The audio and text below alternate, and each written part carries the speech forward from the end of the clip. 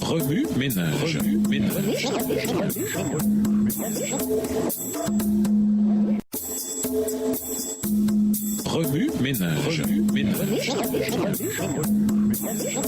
Bienvenue à votre émission Remue ménage. Nous voilà à la leçon de lundi. Faire le bien dans l'adoration. Lisons Exode 32, verset 6. Exode 32, le verset 6. Le lendemain, ils se levèrent de bon matin et ils offrirent des holocaustes et des sacrifices d'action de grâce. Le peuple s'assit pour manger et pour boire, puis ils se levèrent pour se divertir. Ellen G. White déclare en accord avec la Bible que Dieu seul est digne d'adoration. Seul Dieu, l'être éternel, incréé, existant par lui-même, à la fois auteur et soutien de tout ce qui existe, a droit à l'adoration et à la vénération suprême. Ce commandement interdit à l'homme de donner à n'importe qui et n'importe quoi la première place dans ses affections et son obéissance. Tout ce qui tend à diminuer notre amour pour Dieu ou qui entrave le service que nous lui devons devient pour nous un Dieu. Le second commandement défend d'honorer le vrai Dieu par l'intermédiaire d'images ou d'effigies. Un grand nombre de peuples païens ont prétendu que leurs images n'étaient que des figures ou des symboles au moyen duquel ils adoraient la divinité. Or, Dieu déclare que ce genre de culte est un péché. Toute tentative de représenter l'être éternel par des objets matériels ne peut qu'amoindrir et ravaler notre conception de Dieu. Par les images, l'esprit, détourné des perfections infinies de l'éternel, est attiré vers la créature plutôt que vers le créateur. L'homme se dégrade dans la mesure où est diminuée en lui la conception de Dieu. 2 jours après que Dieu eut spécifié de quelle façon les enfants d'Israël devaient l'adorer, le peuple changea d'idée et céda aux pressions du monde. Au lieu de défendre noblement la cause du Très-Haut, Aaron céda aux clameurs de la foule. Il commença par ordonner que les femmes lui apportent les boucles d'oreilles en or qui se trouvèrent en leur possession. Il espérait que leur vanité se refuserait à ce sacrifice. Mais elles se dépouillèrent volontiers de ces ornements, et Aaron s'en servit pour fondre un veau imitant les dieux égyptiens. N'est-il pas fréquent aujourd'hui de voir l'amour du plaisir se déguiser sous une forme de piété, la religion qui permet de se livrer à des penchants égoïstes et sensuels, tout en exigeant l'observance des formes de culte? N'est-elle pas de nos jours, comme au temps d'Israël, celle qui plaît à la multitude? Ne reste-t-il pas encore en haut lieu dans l'Église des Aaron complaisants qui cèdent aux esprits étrangers à la vraie piété et qui, ainsi, les encouragent dans la voie du péché? Quelques jours seulement s'étaient écoulés depuis que les Hébreux avaient conclu avec Dieu un pacte solennel par lequel ils lui promettaient foi et obéissance. Tout semblant au pied de la montagne, ils avaient entendu cette parole: « Tu n'auras point d'autre Dieu devant ma face. » Et maintenant, alors que la gloire de Dieu couronnait encore le sommet du Sinaï, la congrégation reniait le Seigneur et rendait un culte à un faux Dieu. Au Remue-Ménage, les enfants d'Israël ont adoré un veau d'or. Quelles idoles les gens de notre époque adorent-ils? Quelles conséquences l'adoration des idoles ou des objets entraîne-t-elle? Au revoir. Et à demain si Dieu veut.